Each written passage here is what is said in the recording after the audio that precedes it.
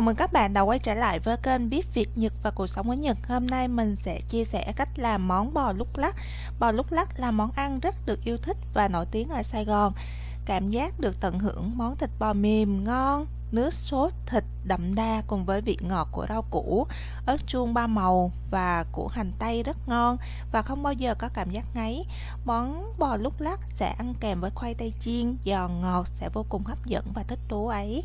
Nào, hãy cùng bếp bắt tay vào làm món bò lúc lắc này nhé. Các bạn nhớ like, đăng ký kênh, ủng hộ bếp nhé.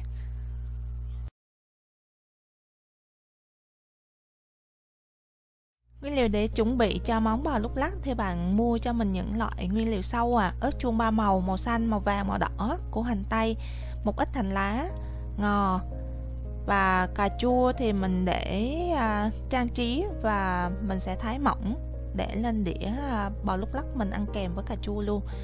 Và thịt bò thì mình chọn cái loại thịt bò thăn, thịt bò vai rất là mềm và ngon. Thịt bò mà hay sử dụng để làm thịt bò bít tết mình thái viên vuông vuông như thế này luôn. Tỏi và hành tím băm.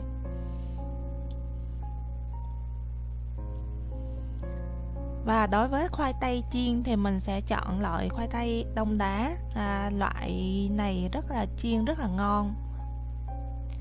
Gia vị nêm nếm đi kèm thì là dầu hào và nước tương đậm đặc của Nhật luôn Bạn có thể sử dụng nước tương của Việt Nam cũng được. Và mình sẽ dùng dầu mè cho cái món ăn nó thơm, ngon và tốt cho sức khỏe nữa. Và tiêu, đường. Mình sẽ tiến hành ướp thịt nhé. Một muỗng đường, một muỗng dầu hào,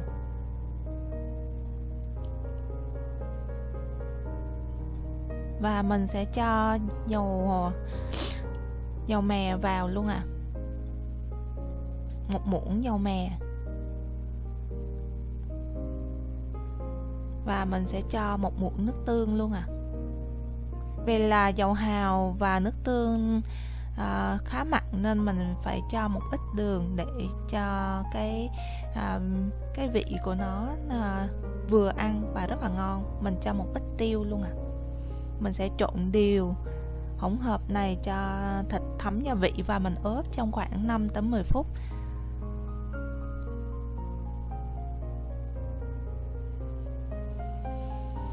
Bạn cũng có thể bỏ một ít tỏi và hành tím băm vào để mình ướp luôn.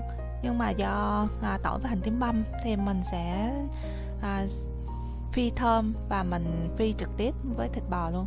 Và rau củ thì mình cũng cắt miếng vuông vuông như thế này luôn.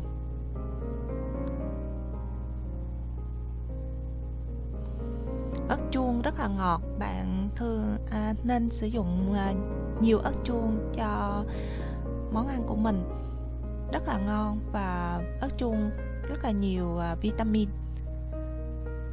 Ớt chuông này là mình mua cái loại ớt chuông của Hàn Quốc thì trái nó rất là to và rất là ngọt. Mình có thể sử dụng để làm salad, rau trộn ăn cũng rất là ngon luôn Bên Nhật thì những cái loại ớt chuông mà nhiều màu như vậy thì cũng rất là mắc, mà trái ớt chuông nó nhỏ, nó không có to như là ớt chuông Hàn Quốc. Thì ở bên Nhật rau củ thường là nhập khẩu rất là nhiều nước, ví dụ là Hàn Quốc hoặc là Philippines, một số nước châu Á.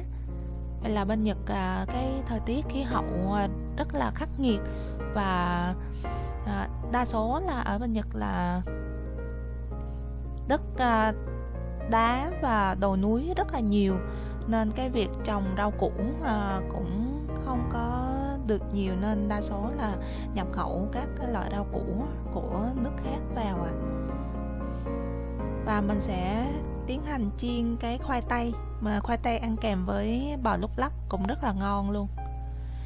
Và nhà nào có bé thì đây là cái món ăn rất được yêu thích của bé, và mình có thể sử dụng cái tương cà cho bé ăn khoai tây chấm riêng.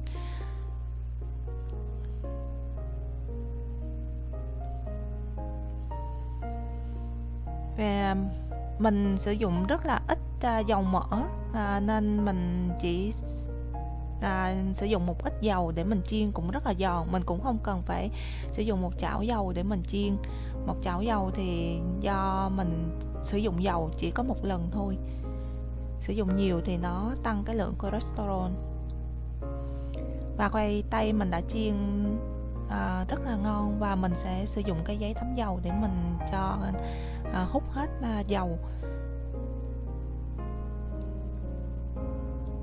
Khoai tây mình ăn nóng rất là giòn và rất là ngon luôn ạ.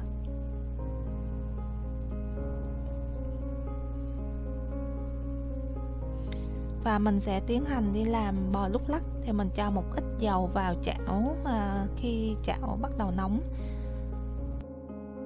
Mình sẽ cho tỏi và hành tím băm vào phi thơm. Mình sử dụng phân nửa thôi ạ.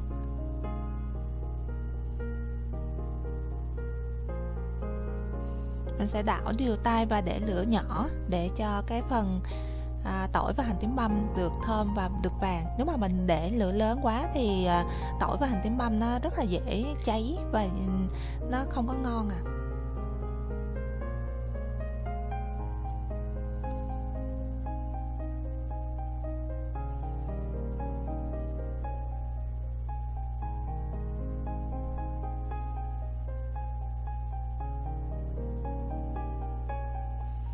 Giờ hành tím băm và tỏi của mình đã được vàng rồi, thì mình sẽ cho tất cả những cái loại rau củ vào, ớt chuông và củ hành. Mình sẽ cho vào xào. Về phần hành lá và ngò thì mình sẽ cho vào sau và trang trí khi mà thưởng thức cái món bò lúc lắc.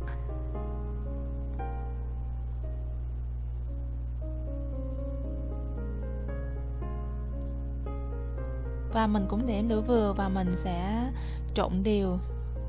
Mình sẽ rán phần rau củ cho nó thơm.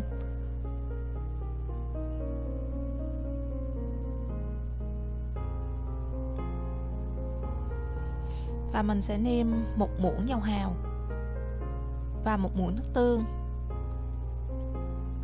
Ở phần này mình không cần phải nêm thêm đường vì là rau củ rất là ngọt rồi, nên mình cái vị của dầu hào cũng rất là ngon, nên không cần phải nêm bột ngọt và bột nêm nữa.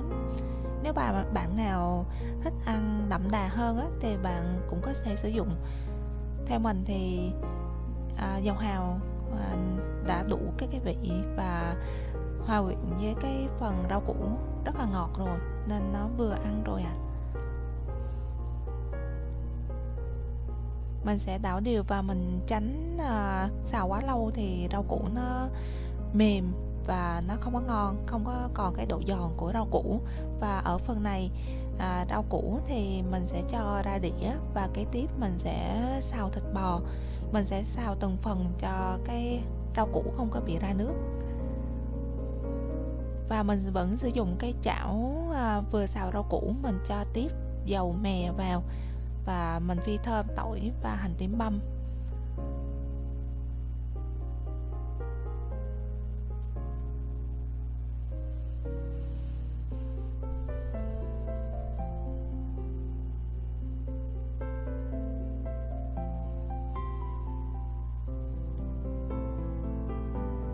Và mình sẽ cho thịt vào, mình xào săn luôn ạ. Thịt bò mình ướp lúc ban đầu đã thấm gia vị rồi thì mình sẽ xào săn cho nó thơm. Và đối với những bạn nào mà thích ăn thịt bò tái thì mình có thể cái thịt bò mình sẽ cho chín tái thôi, còn do mình làm có bé ăn thì mình sẽ xào chín cái phần thịt bò luôn. Nhưng mình chỉ xào tới chín tới thôi, không có xào quá lâu thì thịt bò nó sẽ rất là dai và cứng, bé rất là khó ăn.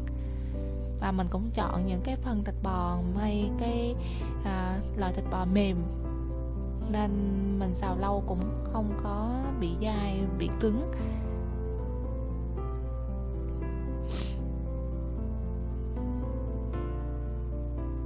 Mình sẽ đảo đều tay cho cái phần thịt bò nó thơm và nó được vàng.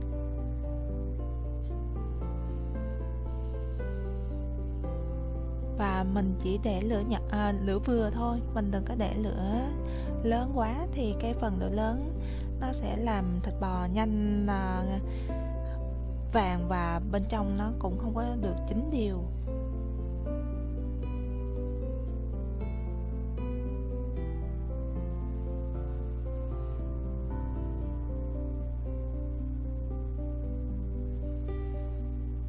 Cái thịt bò của mình đã chín rồi nè.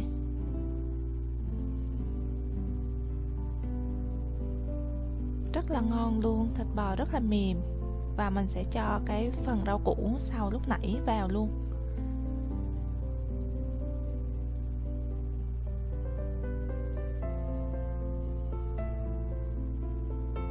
Và mình sẽ trộn đều cái hỗn hợp rau củ và thịt bò cho thấm gia vị.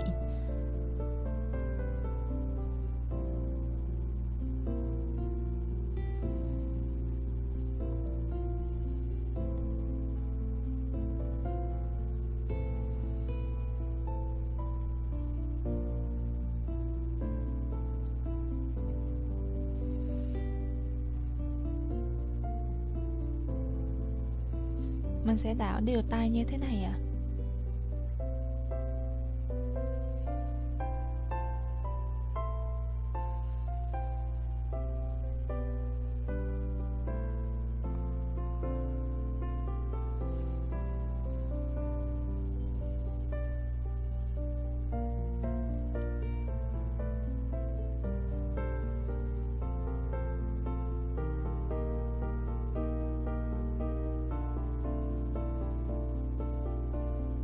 Và cuối cùng thì mình sẽ cho một ít hành lá.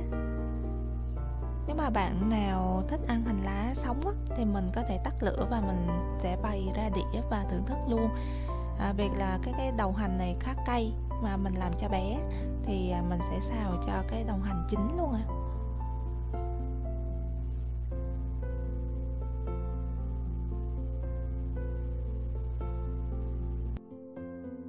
Vậy món bò lúc lắc của chúng ta đã hoàn thành xong rồi ạ. Món ăn rất đơn giản mà lại ngon. Các bạn có thể thay đổi khẩu vị cho cả gia đình vào dịp cuối tuần này nhé.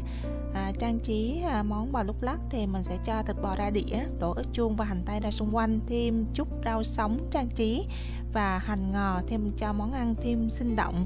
Món ăn này ăn kèm với khoai tây rất là ngon luôn ạ. Chúc cả nhà thành công với món mới này nhé. Các bạn nhớ like, đăng ký kênh để khi mình có video clip mới các bạn dễ dàng nhìn thấy ạ. Chúc cả nhà thành công với món ăn này nhé.